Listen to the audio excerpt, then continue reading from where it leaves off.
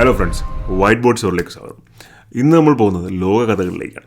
അപ്പോൾ ലോകകഥകളിൽ തൊട്ട് മുമ്പ് ഞാൻ അപ്ലോഡ് ചെയ്ത ASMLൻ്റെ വീഡിയോയ്ക്ക് ഒരുപാട് ഫീഡ്ബാക്ക് വന്നിട്ടുണ്ടായിരുന്നു. കുറേ മെസ്സേജസ് എനിക്ക് വന്നിട്ടുണ്ടായിരുന്നു, ഇതുപോലത്തെ വേറെയും കഥകളുണ്ടെങ്കിൽ അത് പറയണം, അപ്ലോഡ് ചെയ്യണമെന്ന് പറഞ്ഞിട്ട്.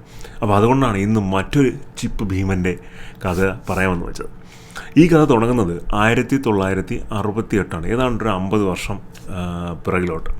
കാലിഫോർണിയയാണ് സ്ഥലം, നമ്മുടെ അമേരിക്കയിലുള്ള കാലിഫോർണിയ. അവിടെ Gordon Moore, Robert Noyce, Arthur Rock, ഇവർ 3 പേരും ചേർന്നിട്ട് ഒരു കമ്പനി രൂപം കൊടുക്കുന്നു. അപ്പോൾ രൂപം കൊടുക്കുമ്പോൾ എന്ത് പേരിടണമെന്ന് കമ്പനിക്ക് പേരിടണമെന്ന് തീരുമാനിക്കുന്നു. അപ്പോൾ അവർ ഗോർഡൻ മൂറിൻ്റെ അവസാനമുള്ള മൂർ, പിന്നെ റോബർട്ട് നോയ്സിൻ്റെ നോയ്സ് എടുത്തിട്ട് മൂർ നോയ്സ് എന്നുള്ള ഒരു കമ്പനിക്ക് ആ പേരിടാനായിട്ട് തീരുമാനിക്കും. പക്ഷേ പെട്ടെന്ന് തന്നെ ഈ ഗോർഡൻ മൂറും റോബർട്ട് നോയ്സും വന്ന് ആ പേര് വേണ്ട, കാര്യം അത് മൂർ നോയ്സ് എന്ന് പറഞ്ഞാൽ പറയുമ്പോഴത്തേക്കും മോർ നോയ്സ് എന്നുള്ള രീതിയിൽ വരും. അപ്പോൾ ഇവരൊരു സെമി കണ്ടക്ടർ കമ്പനിയാണ് സ്റ്റാർട്ട് ചെയ്യാൻ പോകുന്നത്. അപ്പോൾ നോയ്സ് എന്ന് പറഞ്ഞാൽ ഇലക്ട്രോണിക്സിൽ അത്ര നല്ല ഒരു ടേമല്ല. നോയ്സ് ഉണ്ടെന്ന് പറഞ്ഞാൽ ഗ്രെയിൻസ് ഉണ്ട്, ഡിസ്റ്റർബൻസ് ഉണ്ട് എന്നാണ് അർത്ഥം. അങ്ങനെ അവർ ആ കമ്പനിക്ക് ഇൻ്റഗ്രേറ്റഡ് ഇലക്ട്രോണിക്സ് എന്ന് പേരിടുന്നു. നമ്മളെല്ലാവരും ആ കമ്പനി അറിയും. ആ കമ്പനിയുടെ പേരാണ് ഇൻ്റൽ. അപ്പോൾ ഇൻ്റലിൻ്റെ കഥയാണ് നമ്മളിന്ന് പറയാൻ പോകുന്നത്. അപ്പോൾ ഞാൻ പറഞ്ഞ പോലെ 1968 തുടങ്ങുന്നു. 1971 3 വർഷം കഴിഞ്ഞിട്ട് ഒരാദ്യത്തെ കൊമേഴ്ഷ്യൽ ചിപ്പ്, നമ്മളെ കമ്പ്യൂട്ടറിലൊക്കെ ഉപയോഗിക്കുന്ന ചിപ്പ് അവർ പുറത്തിറക്കുന്നു. ഇൻ്റൽ 4004 എന്ന് പറയുന്ന ചിപ്പ്. ഈ ചിപ്പ് എൻജിനീയറിംഗ് പഠിച്ച പലർക്കും പരിചിതമായിരിക്കും. കാര്യം നമ്മുടെയൊക്കെ ലാബുകളിൽ ഈ പ്രോഗ്രാമിങ്ങിന് ഉപയോഗിക്കുന്ന ചിപ്പാണ് ഈ ഇൻ്റൽ 4004 എന്ന് പറയുന്ന ചിപ്പ്. അപ്പോൾ ആദ്യത്തെ ചിപ്പ് വരുന്നു. സെമി കണ്ടക്ടർ രംഗത്തേക്ക് വരുന്ന ഒരു പുതിയ കമ്പനി 1970കളുടെ ആദ്യം. അത് കഴിഞ്ഞ് പതുക്കെ കമ്പ്യൂട്ടർ വിപ്ലവം സ്റ്റാർട്ട് ചെയ്യുന്നു. 80കൾ കഴിഞ്ഞതോടുകൂടി ഭയങ്കരമായ രീതിയിൽ PC സെയിൽസ് മറ്റുമൊക്കെ ഗ്രോ ചെയ്യുന്നു. കാരണം IBM കമ്പ്യൂട്ടേഴ്സ് ഉണ്ടാക്കുന്നു, മറ്റു പല കമ്പനികളും കമ്പ്യൂട്ടർ ഉൽപ്പാദന രംഗത്തേക്ക് കടന്നു വരുന്നു. അവരുടെ എല്ലാം കൂടെ ഇൻ്റൽ വർക്ക് ചെയ്യാൻ സ്റ്റാർട്ട് ചെയ്യുന്നു. പെട്ടെന്ന് തന്നെ ഇൻ്റൽ എന്ന് പറഞ്ഞു കഴിഞ്ഞാൽ ഒരു മോണോപോളിക് നേച്ചറുള്ള, അല്ലെങ്കിൽ ഒരു മോണോപോളി ഉള്ള ഒരു കമ്പനിയായി മാറുന്നു. കാര്യം ലോകത്തുനിന്ന് ഇറങ്ങുന്ന എല്ലാ കമ്പ്യൂട്ടേഴ്സിലും ഇൻ്റലിൻ്റെ ചിപ്പ് തന്നെയാണ്. 1990കളായപ്പോൾ ശരിക്കും പറഞ്ഞാൽ ഇൻ്റലും വിൻഡോസും കൂടെ ചേർന്നിട്ട് വിൻഡൽ എന്ന് വരെ പറഞ്ഞു തുടങ്ങി. കാര്യം ഈ വിൻഡോസിൻ്റെ ഓപ്പറേറ്റിംഗ് സിസ്റ്റത്തിന് കസ്റ്റം മെയ്ഡായിട്ട് അതിനെ ട്യൂൺ ചെയ്തിട്ട് ഇൻ്റൽ ചിപ്സ് ഉണ്ടാക്കാൻ തുടങ്ങി. അവർ തമ്മിൽ ഇടയ്ക്കിടയ്ക്ക് പ്രശ്നങ്ങളൊക്കെ ഉണ്ടായിരുന്നുവെങ്കിലും വളരെ ഒരു ഒരു ലവ് ആൻഡ് ഹെയ്റ്റ് റിലേഷൻഷിപ്പ് പോലെ ഇത് വളരെ പെട്ടെന്ന് ഗ്രോ ആയി. എന്നുവെച്ചാൽ എല്ലാ PCസിലും, മൈക്രോസോഫ്റ്റ് ഉണ്ടാക്കുന്ന PCസിലായാലും ശരി, ബാക്കിയുള്ള PCസിലായാലും ശരി, എല്ലായിടും ഉപയോഗിക്കുന്ന ഇൻ്റലാണ്. ഞാനൊക്കെ ആദ്യത്തെ കമ്പ്യൂട്ടർ വാങ്ങുന്ന സമയത്ത് നമ്മൾ അസംബിൾ ചെയ്യാൻ പോകുമ്പോൾ ചേട്ടാ Pentium 4ൻ്റെ പ്രോസസ്സർ, Pentium 4 എന്നൊക്കെ പറഞ്ഞത് എനിക്ക് ഇപ്പോഴും ഓർമ്മയുണ്ട്. Pentium 1, 2, 3 കഴിഞ്ഞു. അന്ന് ഏറ്റവും അഡ്വാൻസ്ഡ് Pentium 4 ആയിരുന്നു. Pentium 4ൻ്റെ പ്രോസസ്സർ വേണം വയ്ക്കാൻ. അതുപോലെ തന്നെ പലർക്കും അറിയായിരിക്കും DDR1 RAM, DDR2 RAM, DDR3, DDR4 അതൊക്കെ ഇപ്പോഴും ഉള്ളതാണ്. ആ റാമുകളുടെ എല്ലാം മാനുഫാക്ചറിങ്, അതിൻ്റെ എല്ലാം ഡിസൈൻ, എൻജിനീയറിങ് എല്ലാം തന്നെ ഇൻ്റൽ ചെയ്യുമായിരുന്നു. ലോകത്തിലെ കമ്പ്യൂട്ടർ സെയിൽസിൻ്റെ 90% മാർക്കറ്റ് 90കളിൽ ഇൻ്റലിൻ്റെ കയ്യിലായിരുന്നു. അത് കൂടാഞ്ഞിട്ട് 1984 സെമി കണ്ടക്ടർ പ്രൊട്ടക്ഷൻ ആക്ട് എന്ന് പറഞ്ഞിട്ട് US അവരൊരു നിയമം, ഗവൺമെൻറ്റിനെ സ്വാധീനിച്ചിട്ട് ഒരു നിയമം കൊണ്ടുവന്നിട്ടുണ്ടായിരുന്നു. അതെന്ന് പറഞ്ഞാൽ ഈ സെമി കണ്ടക്ടർ ഇൻഡസ്ട്രിയിൽ ഉപയോഗിക്കുന്ന പല പേറ്റൻറ്റുകളെയും കൺട്രോൾ ചെയ്യുന്ന, എങ്ങനെ ഉപയോഗിക്കാം, എന്താണ് എന്നൊക്കെ റെഗുലേഷൻസൊക്കെ പറയുന്നൊരു നിയമമായിരുന്നു. ഈ നിയമം വന്നതോടുകൂടി ഇവർക്ക് കമ്പറ്റീറ്റേഴ്സായിട്ട് ഡെവലപ്പായി വരേണ്ട ചെറിയ സ്റ്റാർട്ടപ്പ് ഫേമുകൾ പോലും ഇല്ലാതായിപ്പോയി. കാരണം വളരെ ശക്തമായിട്ടാണ് ഇവർക്ക് നിയമം ഉണ്ടായിരുന്നത്. അതേ ടൈമിൽ AMD ഇവരുടെ കൂടെ തന്നെ ഡെവലപ്പായി വരുന്നുണ്ടായിരുന്നു. പക്ഷേ AMD വേറൊരു കമ്പനിയാണ്. പക്ഷേ എന്നാലും AMDക്കെതിരെയും ഇവർ കേസുകൾ കൊടുക്കുകയും അവരങ്ങോട്ടും ഇങ്ങോട്ടും ലിറ്റിഗേഷനും പരാതി പറച്ചിലും ഒക്കെ ഉണ്ടായിരുന്നു. പക്ഷേ എന്നാലും ഇൻ്റൽ ഒരു സ്കെയിൽ അത്രയും എത്താനൊന്നും AMDക്ക് സാധിച്ചിരുന്നില്ല. അപ്പോൾ ഞാൻ പറഞ്ഞ പോലെ PC സെയിൽസ് വളരെ പെട്ടെന്ന് ഗ്രോ ചെയ്യുന്നു, വളരെ സ്പീഡിൽ കോടാനുകോടി രൂപ വരുമാനമായി വരുന്നു. ഇൻ്റൽ ഫോർച്യൂൺ 500 ലിസ്റ്റിലെ കമ്പനികളിൽ ഒന്നായി അത് മാറുന്നു. 2016 വരെ അവർ ശരിക്കും ഫോർച്യൂൺ 500 ലിസ്റ്റ് കമ്പനികൾ വൺ ഓഫ് ദ ടോപ്പ് കമ്പനിയാണ്. ഒരു ടൈമിൽ US സ്റ്റോക്ക് മാർക്കറ്റിൽ ഏറ്റവും വാല്യുബിൾ ആയിരുന്ന കമ്പനികളിൽ ഒന്നായിരുന്നു ഇൻ്റൽ. കാരണം വെച്ചാൽ ഭയങ്കരമായ ഡിമാൻഡാണ്. എല്ലായിടത്തും PC വാങ്ങിക്കുന്നു, അവിടെ ഇൻ്റൽ ഉപയോഗിക്കുന്നു, എല്ലാം കൊണ്ട് ഭയങ്കരമായ ഡിമാൻഡാണ്. അങ്ങനെ ലൈഫ് ഒരു സൈൻ വേവ് കർവാണെന്ന് പറഞ്ഞ പോലെ സൈൻ വേവിൻ്റെ മുകളിലെടുത്തിട്ടോട്ട് ഇൻ്റൽ കയറിക്കൊണ്ടിരിക്കുകയാണ്. 2005 ആപ്പിൾ അവരുടെ മക്കിൻതോഷ് എന്ന് പറയുന്ന അവരുടെ കമ്പ്യൂട്ടർ സിസ്റ്റം, അവരുടെ ആദ്യത്തെ മാക് വളരെ കോമൺ ആയിട്ട് ആൾക്കാരുടെ ഇടയിൽ യൂസ് ചെയ്ത് വരുന്നു. അവർ കുറച്ച് മുമ്പേ തന്നെ ഇറക്കിയതാണ് അത്, പക്ഷേ 2000 കഴിഞ്ഞപ്പോഴാണ് അതും ഒന്ന് പിക്കപ്പായി വന്നത്. ഇപ്പോൾ 2005 ആയപ്പോൾ ആപ്പിൾ തീരുമാനിക്കുന്നു ഇനി പവർ PC ആർക്കിടെക്ചർ എന്ന് പറയുന്ന അവർ ഉപയോഗിച്ചിരുന്ന ഒരു ചിപ്പ് ആർക്കിടെക്ചർ ഉണ്ട്, അതിനി നമ്മൾ ഉപയോഗിക്കുന്നില്ല. നമ്മളിനി ഉപയോഗിക്കാൻ പോകുന്നത് ഇൻ്റലിൻ്റെ ആർക്കിടെക്ചറാണ് എന്ന് പറയുന്നത് 2005. അങ്ങനെ 2005 അത് ആപ്പിളിൻ്റെയും കൂടെ സാധനങ്ങൾ ഉപയോഗിക്കാൻ തുടങ്ങിയതോടുകൂടി പിന്നെ ഒരു കംപ്ലീറ്റ് ആയിട്ട് പിന്നെ ഇൻ്റൽ ഹോൾഡ് ചെയ്യുന്നൊരു സിറ്റുവേഷനാണ്. ഇപ്പോൾ ഞാനൊക്കെ PC അസംബിൾ ചെയ്യാൻ പോകുന്ന സമയത്ത് നമ്മൾ AMD പ്രോസസ്സർ വേണമെന്ന് പറഞ്ഞാൽ അവർ ചേട്ടാ AMD സ്റ്റോക്കില്ല, AMD ഒന്നും വരാറില്ല. പെൻഡിയം ഉണ്ട്, പെൻഡിയത്തിൻ്റെ ഏത് വർഷമാണോ ഉണ്ട്, പക്ഷേ AMD ഒന്നും അങ്ങനെ ഇപ്പോൾ സ്റ്റോക്ക് വരാറില്ല. പിന്നെ AMDയുടെ ഏതോ ഒരു റൈസൻ അങ്ങനെയൊക്കെ പറഞ്ഞിട്ട്, റൈസൻ എന്ന് പറഞ്ഞാൽ ഇപ്പോൾ ഉള്ളതാണ് തോന്നുന്നു, പക്ഷേ അന്ന് എനിക്ക് പേര് കറക്റ്റായിട്ട് ഓർമ്മയില്ല. അതിന് മുമ്പുള്ള വേർഷനുണ്ട്, അത് വേണമെങ്കിൽ തരാമെന്നൊക്കെ പറയുന്നുണ്ടായിരുന്നു. നമ്മൾ പിന്നെ എല്ലാവരും പറയുന്നു പെൻഡിയം 4, നമ്മളും പോകുന്നു പെൻഡിയം 4.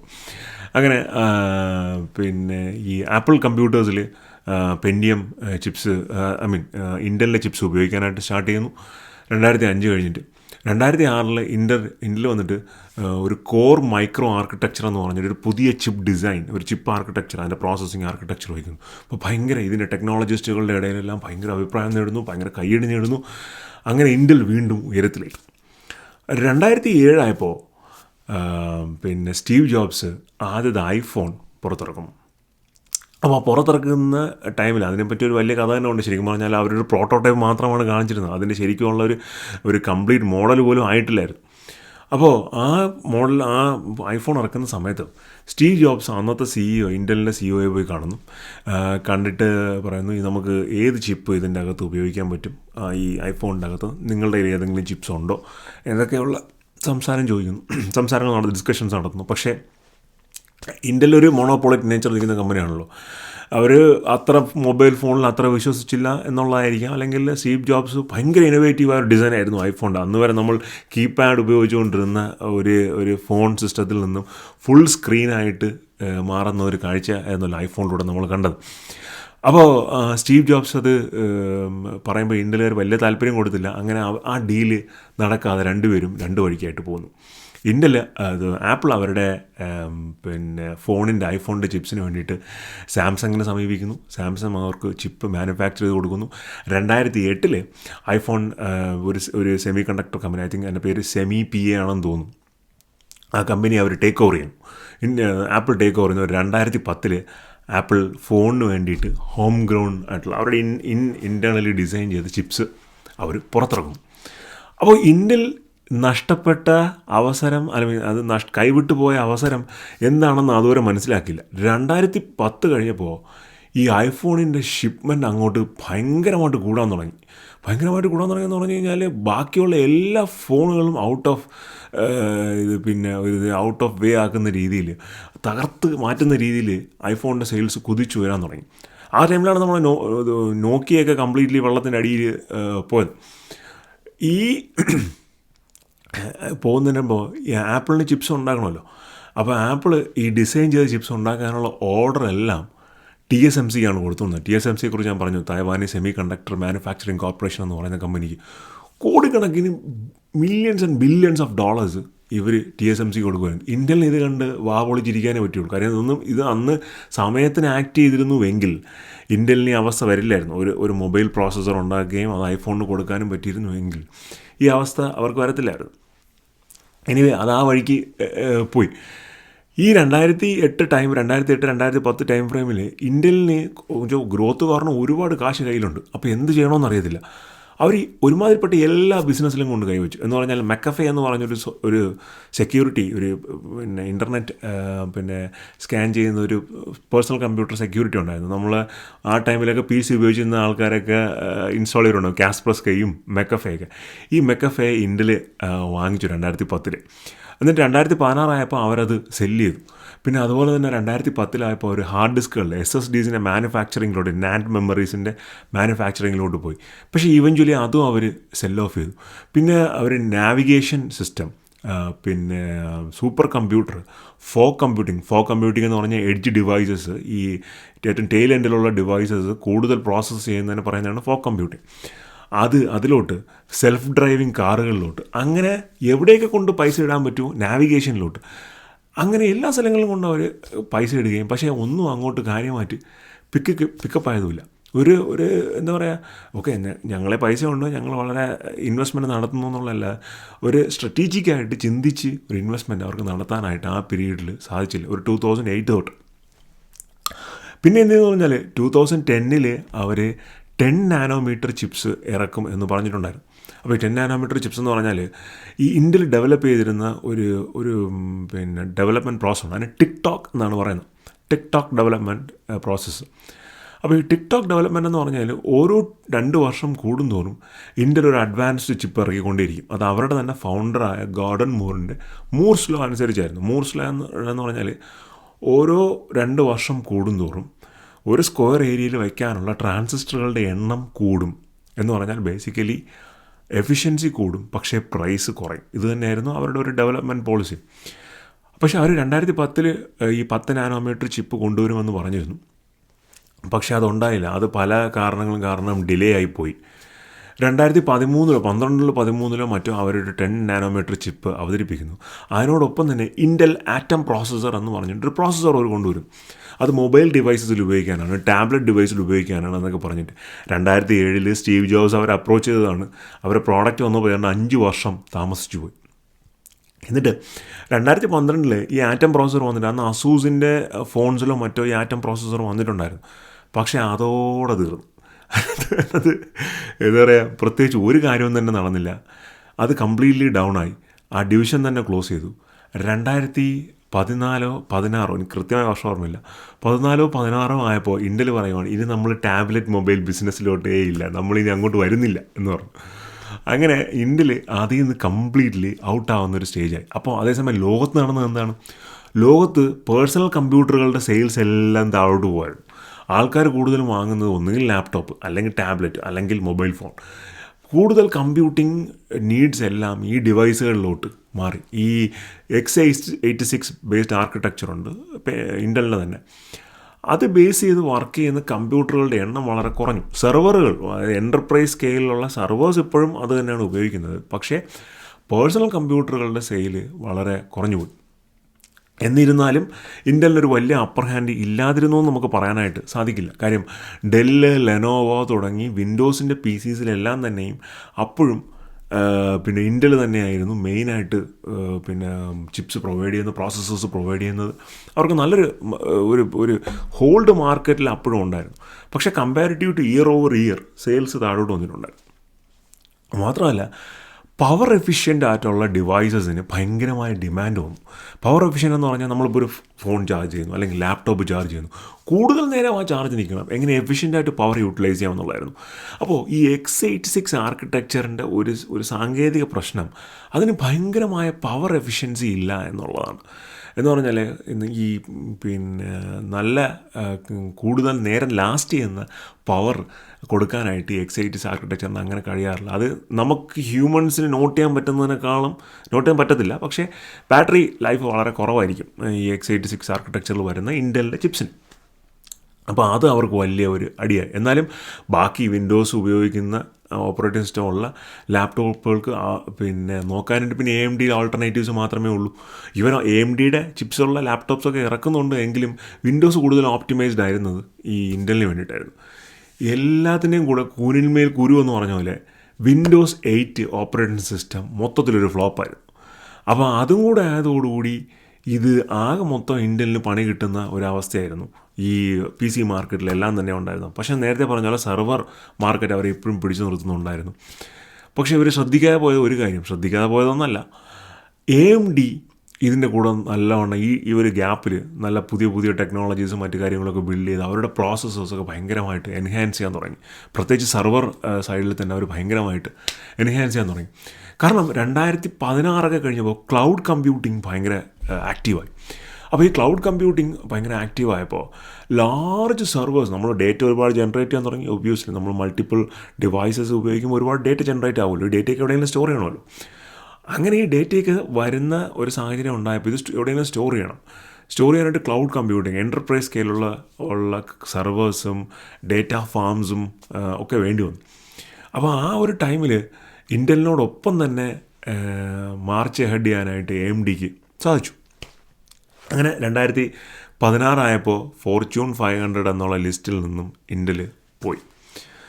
2017 ഏതാണ്ട് $65 ബില്യൺ റവന്യൂ ഉണ്ടായിരുന്ന ഇൻ്റൽ 2023 ഏതാണ്ട് ഒരു $55-56 ബില്യൺ ആ ഒരു റേഞ്ചിൽ എത്തുന്ന ഒരു സാഹചര്യം ഉണ്ടായി. കാര്യം താഴോട്ടാണ് അവരുടെ റവന്യൂ പോയത്. ഇതിനിടെ ഏറ്റവും വലിയ പ്രത്യേകത എന്താണെന്ന് അറിയാമോ? ബാക്കിയുള്ള കമ്പനികളും ഇൻ്റലും തമ്മിലുള്ള വ്യത്യാസം, ഇൻ്റലിന് അവർക്ക് സ്വന്തമായിട്ട് ഫൗണ്ടറി ഉണ്ട്. ഫൗണ്ടറി എഞ്ചിനീയറിങ്ങിന് പഠിച്ചിട്ടുള്ള പലരും കേട്ടിട്ടുള്ള ഒരു പേരായിരിക്കും ഫൗണ്ടറി എന്ന് പറഞ്ഞാൽ നമ്മളെ ഈ മറ്റേ ചിപ്സ് ഉണ്ടാക്കുന്ന സ്ഥലത്തിന് പറയുന്ന പേരാണ് ഫൗണ്ടറി. ഈ TSMC ഒക്കെ ചെയ്യുന്ന അതേ ജോലി തന്നെയാണ് ഈ ഫൗണ്ടറി ചെയ്യുന്നത്. ഇൻ്റലിന് സ്വന്തമായിട്ട് ചിപ്പ് മാനുഫാക്ചറിങ് പ്ലാൻസ് ഉണ്ട്, ചിപ്പ് ഡിസൈനിങ് പ്ലാൻസ് ഉണ്ട്. സാധാരണ വേറെ ഒരു കമ്പനിക്കും ആ ഒരു ഫെസിലിറ്റി ഇല്ല. ഇപ്പം ആപ്പിൾ ചിപ്പ് മാനുഫാക്ചർ ചെയ്യുന്നില്ല, ആപ്പിൾ ഡിസൈൻ ചെയ്യുന്നു, ആമുമായിട്ട് ചേർന്നിട്ട് ഡിസൈൻ ചെയ്യുന്നു. ആ ഡിസൈൻ ചെയ്ത സാധനം TSMCക്ക് കൊടുക്കുന്നു, അവർ മാനുഫാക്ചർ ചെയ്യുന്നു. അല്ലെങ്കിൽ സാംസങ്, അവരും അതുപോലെ തന്നെയാണ്, സമാനമായ രീതികളാണ് ചെയ്തത്. സാംസങ്ങിന് ചിപ്പ് മാനുഫാക്ചറിങ് ഉണ്ടെന്നാണ് എനിക്ക് തോന്നുന്നത്. പക്ഷേ ഈ ചിപ്പ് മാനുഫാക്ചറിങ് മാത്രം ചെയ്യുന്ന കമ്പനികളിൽ ഇത് രണ്ടും ഹോൾഡ് ചെയ്യുന്ന കമ്പനീസ് ഇല്ല.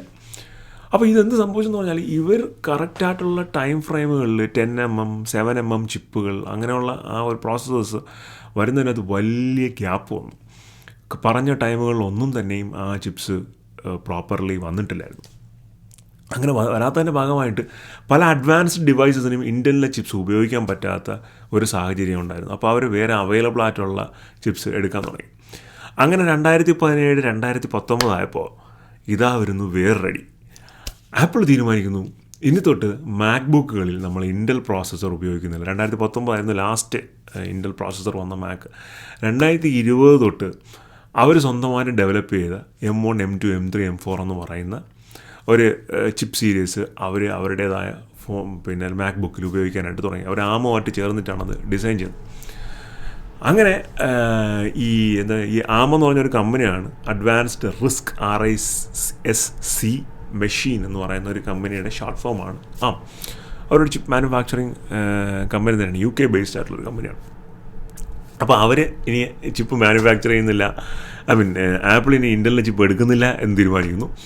അവർ നേരെ അവരുടേതായ ചിപ്പിലേക്ക് പോകുന്നു. അപ്പോൾ അത് വലിയ രീതിയിൽ ഇൻ്റലിൻ്റെ റവന്യൂവിനെ ബാധിച്ചില്ലായിരുന്നുവെങ്കിലും ഉടനെ തന്നെ ഇതിനെപ്പറ്റി ഒരു ചർച്ച ഉണ്ടായി, ഇൻ്റലിൻ്റെ പവർ എഫിഷ്യൻസി. കാരണം ആപ്പിൾ ഭയങ്കര പവർ എഫിഷ്യൻ്റ് ആയിട്ടുള്ള ഒരു മോഡലിലോട്ട് നീങ്ങുമായിരുന്നു. കാര്യം അവിടെ ലാപ്ടോപ്സ് ആയാലും പോർട്ടബിളാണ്, ക്യാരിയബിളാണ്. അപ്പോൾ how can it more power efficient എന്നുള്ള ഒരു ടാർഗറ്റിന് ലക്ഷ്യമാക്കി ആപ്പിൾ നീങ്ങുമായിരുന്നു. ഇത് വന്നതോടുകൂടി ബാക്കി കമ്പനീസൊക്കെ ചിന്തിക്കാൻ തുടങ്ങിയതൊക്കെ വാട്ട് ഈസ് ആൾട്ടർനേറ്റീവ്, എന്താണ് അതിൻ്റെ ഒരു ഡിഫറെൻറ്റ് ആൾട്ടർനേറ്റീവ് എന്നുള്ള രീതിയിൽ കമ്പനീസ് എല്ലാം തന്നെ സ്വാഭാവികമായും ചിന്തിക്കുമല്ലോ ഇൻ്റലിന് പകരം എന്തുണ്ട് എന്നുള്ളത്. ഇതിൻ്റെ ഇടയ്ക്ക് AMD അവരുടെ അഡ്വാൻസ്ഡ് ചിപ്സ് ഓരോന്നോരോന്നായി ഇറക്കിക്കൊണ്ടിരിക്കുകയും ചെയ്യുന്നുണ്ടായിരുന്നു. 2020 വീണ്ടും അടികൾ ഓരോന്നേ വന്നുകൊണ്ടേയിരിക്കുകയാണ്. എന്ത് സംഭവിച്ചെന്ന് പറഞ്ഞാൽ AI ബൂം ഏതാണ്ട് സ്റ്റാർട്ട് ചെയ്ത സമയത്ത് തന്നെ ന്യൂറൽ നെറ്റ്വർക്ക്സ് എംബഡ് ചെയ്ത ചിപ്സ് വരാൻ തുടങ്ങി. അഡ്വാൻസ് ന്യൂറൽ നെറ്റ്വർക്ക്സ് എംബഡ് ചെയ്ത ചിപ്സ് ആപ്പിൾ ഏതാണ്ട് 2017 തന്നെ അത്തരത്തിലുള്ള ഒരു ടെക്നോളജി അവരുടെ പ്രോസസ്സറിലും ചിപ്സിലും കൊണ്ടുവരാൻ തുടങ്ങി. പക്ഷേ ഇൻ്റലിൻ്റെ ചിപ്സ് വന്നപ്പോൾ പിന്നെയും ഒരുപാട് താമസിച്ച് ഒക്കെയാണ് ഇൻ്റലിൻ്റെ AI ന്യൂറൽ ഉള്ള ചിപ്സ് വന്നത്. പ്രോപ്പർ AI ആയിട്ടുള്ള ചിപ്സ് ഈ അടുത്താണ് വന്നത്. 2023 Gaudi 3 എന്ന് പറയുന്ന ചിപ്സ് വന്നു. അപ്പോഴത്തേക്കും NVIDIA വന്നു. NVIDIA ഇതിൻ്റെ ഇടയിൽ വന്നിട്ട് ഭയങ്കരമായി എല്ലാവരെയും ബീറ്റ് ചെയ്യുന്ന GPU based graphic processor unit based ആയിട്ടുള്ള AI ചിപ്സ് കൊണ്ടുവന്നു. ഭയങ്കരമായ എഫിഷ്യൻസി ഉള്ള പ്രോസസ്സിങ് കപ്പാസിറ്റി ഉള്ള ചിപ്സ് NVIDIA ഇൻട്രൊഡ്യൂസ് ചെയ്തു.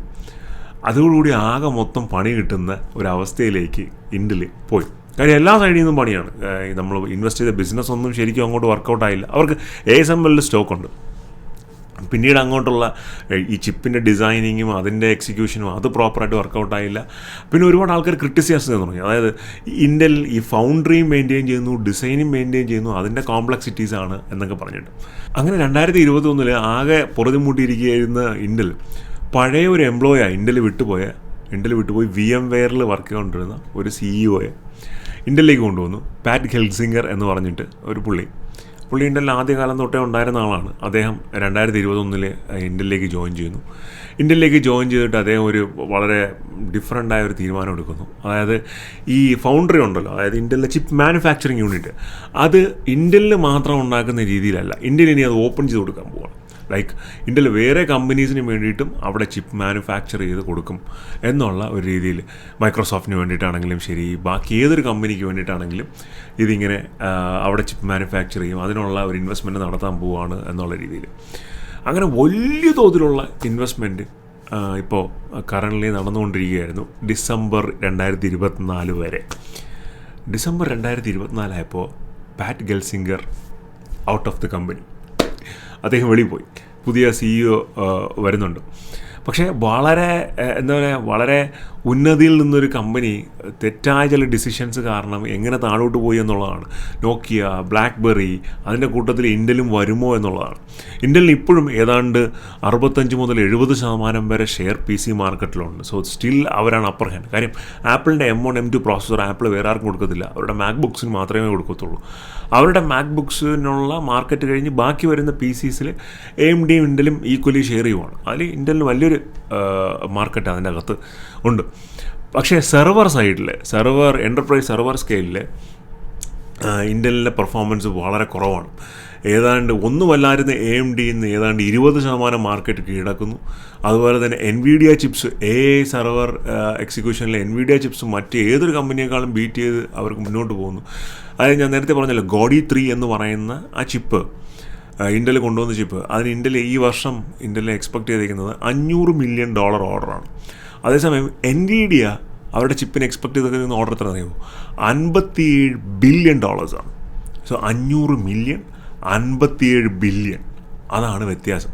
ഇതിൽ AMD ഏതാണ്ട് നല്ല തോതിലുള്ള 500 മില്യണേക്കാളും ഒരുപാട് വളരെ കൂടുതൽ എമൗണ്ട് ഓർഡേഴ്സാണ് അവർ എക്സ്പെക്ട് ചെയ്തിരിക്കുന്നത്. സോ ഇൻ്റലിന് നഷ്ടപ്പെട്ട ട്രസ്റ്റ് ഇൻ്റലിനെ വീണ്ടെടുക്കണം. ചെയ്തു പോയ മിസ്റ്റേക്കുകളെല്ലാം തന്നെയും കറക്റ്റ് ചെയ്യണം. അങ്ങനെ ഒരുപാട് ചലഞ്ചസ് ഇൻ്റലിൻ്റെ ഫ്രണ്ടിലുണ്ട്. പക്ഷേ വളരെ കാലമായി ഡെവലപ്പ് ചെയ്ത ടെക്നോളജി ഇൻ്റലിനുണ്ട്. മാത്രമല്ല ഇൻ്റലിൻ്റെ മെയിൻ കൺസ്യൂമേഴ്സ് എന്ന് വെച്ചാൽ US ഡിപ്പാർട്ട്മെൻറ്റ് ഓഫ് ഡിഫൻസ് ആണ്.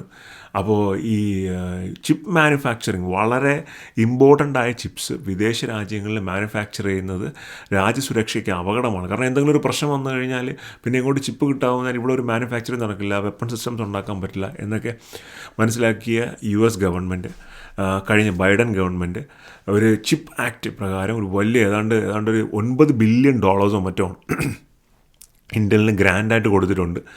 US തന്നെ ഒരു ചിപ്പ് മാനുഫാക്ചറിങ് പ്ലാന്റ് സ്റ്റാർട്ട് ചെയ്യാനായിട്ട്. അവർ അരിസോണയിലാണ് ആ പ്ലാന്റ് ഇപ്പോൾ വർക്ക് ചെയ്തുകൊണ്ടിരിക്കുന്നത്. അങ്ങനെ 2025 2nm ചിപ്സ് ലോഞ്ച് ചെയ്യുമെന്നാണ് ഇൻ്റൽ പറഞ്ഞിരിക്കുന്നത്. They are on track. 2025 launch ചെയ്യും. ഈ കഴിഞ്ഞ 10 വർഷത്തെ പരാജയം കറക്റ്റായിട്ടുള്ള മെഷീൻസിൽ ഇൻവെസ്റ്റ് ചെയ്തില്ല.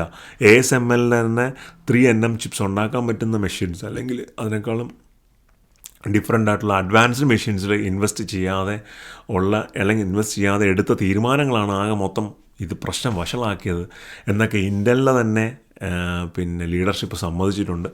സോ അവർ ഹാർഡായിട്ട് വർക്ക് ചെയ്യുവാണ്. ഇതിന് ഒരു 2026 ആകുമ്പോഴത്തേക്കും ഒരു കരകയറ്റാനും ബാക്കിയുള്ള കമ്പനികൾക്കൊപ്പം പിടിച്ചു നിൽക്കാനും ഇൻ്റൽ 2nm പ്രോസസ്സർ ചിപ്സ് കൊണ്ടുവരികയും അതിൻ്റെ പ്രോസസ്സിങ് കമ്പ്യൂട്ടിങ് വളരെ എഫക്റ്റീവ് ആവുകയും ചെയ്തു കഴിഞ്ഞാൽ അവർക്ക് തിരിച്ചു പിടിക്കാവുന്ന മാർക്കറ്റേ ഉള്ളൂ. കാര്യം ഇതിൻ്റെ മാനുഫാക്ചറിങ് TSMC ഇപ്പോൾ ഒരു മോണോപ്പൊളി രീതിയിൽ മെയിൻറ്റെയിൻ ചെയ്തിരിക്കുകയാണ്. സോ കമ്പനീസിന് എപ്പോഴും ഒരു 2 കമ്പനീസ് അല്ലെങ്കിൽ ഒന്നിൽ കൂടുതൽ പ്ലെയേഴ്സുള്ള അവർക്കൊരു ലെവറേജ് കൊടുക്കും. കാര്യം ഒരാൾ മാത്രമുള്ളപ്പോൾ അവനൊരു വില പറഞ്ഞു കഴിഞ്ഞാൽ പിന്നെ അയാളെ ബീറ്റ് ചെയ്യാൻ പറ്റത്തില്ല. There is no debate on that, right? പക്ഷേ 1, 2, 3 കമ്പനി ഉണ്ടെങ്കിൽ നീ ഈ രൂപയ്ക്ക് തന്നില്ലെങ്കിൽ ഞാൻ ആ രൂപയ്ക്ക് അയാളെടുത്ത് വർക്ക് ചെയ്യുമെന്ന് നമുക്ക് പറയാൻ പറ്റും. കമ്പനീസിന് പറയാൻ പറ്റും. അതൊരു ലെവറേജാണ്. ആ ലെവറേജ് കമ്പനീസിന് എന്തായാലും ഭയങ്കര ഇഷ്ടമാണ്. സോ അതിലേക്ക് വേണ്ടിയിട്ട് ഇൻ്റലും പരിശ്രമിക്കുന്നുണ്ട്. ഈ പറഞ്ഞ പോലെ അരിസോണയിലും പ്ലാന്റ് വെച്ചിട്ട്, പിന്നെ അവർക്ക് മെക്സിക്കോയിലും മലേഷ്യയിലും ഒക്കെ പ്ലാന്റ് ഉണ്ട്. അവരുടെ ഓപ്പറേഷണൽ സ്ട്രാറ്റജി അവർ മാറ്റുവാണ്. ഇനി പുതിയ CEO എങ്ങനെ കാര്യങ്ങൾ അപ്രോച്ച് ചെയ്യും എന്നറിയില്ല. വളരെ ഈസി ആയൊരു പാത്തല്ല, വളരെ ടഫായിട്ടൊരു പാത്താണ്. പിന്നെ ഈ ഇടയ്ക്കായിട്ട് വാർത്തകൾ കേൾക്കുന്നു എലൺ മസ്ക് വന്നിട്ട് ഇൻ്റലിനെ ടേക്ക് ഓവർ ചെയ്തേക്കും എന്നൊക്കെ. അറിയാൻ വയ്യ അതെങ്ങനെയാണ് ഹാൻഡിൽ ചെയ്യുക എന്നുള്ളത്. അമേരിക്കയുടെ കൂടെ ആവശ്യമാണ് ഇൻ്റൽ നിലനിൽക്കുക എന്നുള്ളത്. കാര്യം ഒരുപാട് ഡിഫൻസ് സപ്പോർട്ട് സിസ്റ്റംസിന് ചിപ്പ് കൊടുക്കുന്നത് ഇൻ്റലാണ്. സോ ഒരു അമേരിക്കൻ കമ്പനി ഇന്നത്തെ സെമി കണ്ടക്ടർ ലോകത്ത് വളരെ ആക്റ്റീവായിട്ട് നിൽക്കുക, വളരെ ഫോർ ഫ്രണ്ടിൽ നിൽക്കുക എന്നുള്ളത് ഈ ഗവൺമെൻറ്റിൻ്റെയും നാടിൻ്റെയും കൂടെ ആവശ്യമാണ്. സോ അവരുടെ സപ്പോർട്ടും ഇൻ്റലിനുണ്ടായിരിക്കും. എന്തായാലും വരും ദിവസങ്ങളിൽ കാണാം ഇൻ്റൽ എങ്ങനെ പെർഫോം ചെയ്യും, ഇൻ്റലിൻ്റെ 2nm ചിപ്സ് 2026 വരുമോ എന്നുള്ളതൊക്കെ നമുക്ക് വരും ദിവസങ്ങളിൽ കാണാം. അപ്പോൾ ഇന്നത്തെ വീഡിയോ ഇഷ്ടപ്പെട്ടു എന്ന് കരുതുന്നു. ഇഷ്ടപ്പെട്ടിട്ടുണ്ടെങ്കിൽ തീർച്ചയായിട്ടും ലൈക്ക് ചെയ്യുക, ഷെയർ ചെയ്യുക, സബ്സ്ക്രൈബ് ചെയ്യുക, നിങ്ങളുടെ ഫീഡ്ബാക്ക്സ് കമൻസിൽ പറയുക. അപ്പോൾ മറ്റൊരു വീഡിയോ ആയിരിക്കും. ബൈ.